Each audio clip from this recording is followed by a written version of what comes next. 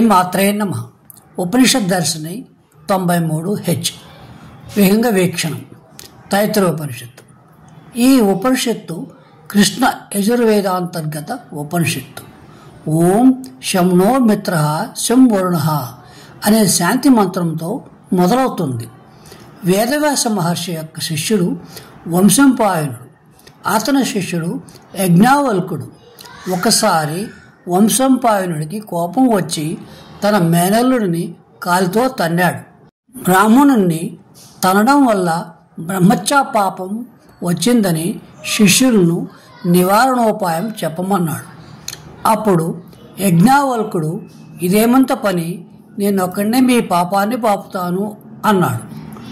అతని అహంకారానికి కోపించి వంశంపాయనుడు తన దగ్గర నేర్చుకున్న యజుర్వేదాన్ని తిరిగి ఇచ్చేయమన్నాడు.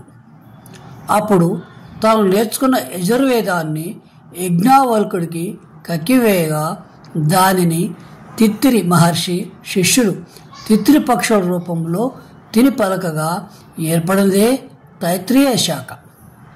యజ్ఞావల్కుడు ఎంతో ఉత్తముడైన విద్యార్థి, సూక్ష్మగ్రాహి, ఏకసంధాగ్రాహి. అప్పటికే ఈయన భాష్కల్ని వద్ద ఋగ్వేదం, జైమిని వద్ద సామవేదం, ఉద్దాలకి వద్ద అధర్వణ వేదం నేర్చుకుని వంశంపాయనుడి దగ్గర యజుర్వేదం నేర్చుకోవడానికి వచ్చాడు.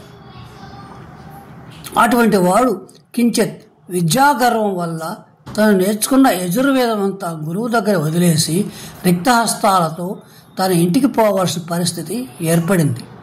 పూర్వం గురుకులాలలో క్రమశిక్షణ రాహిత్యాన్ని చాలా తీవ్రంగా పరిగణించి దండించేవారని దీని నుంచి అర్థమవుతుంది.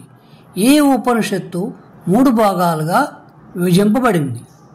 శిక్షావల్లి, ఆనందవల్లి లేదా బ్రహ్మానందవల్లి, భృగువల్లి అని ఈ ఉపనిషత్తులలో ప్రతి అధ్యాయానికి ఒక శాంతి మంత్రం ఉంటుంది.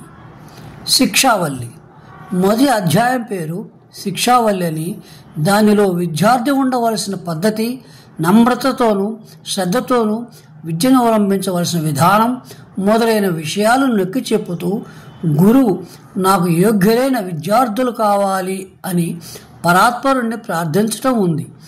ఈ శిక్షావళిలో నేర్చుకునే చదువు ఎంతో గొప్పది, నేర్పించే గురువు అంతకంటే ఎంతో ఘనుడు అనే విషయం వివరించబడింది. నేర్చుకున్న విద్య శోభించాలంటే విద్యార్థికి వినయం, శ్రద్ధ, గురుభక్తి ఎంత ముఖ్యమో తెలుపబడ్డాయి. సశేషం. శుభం భూయాత్.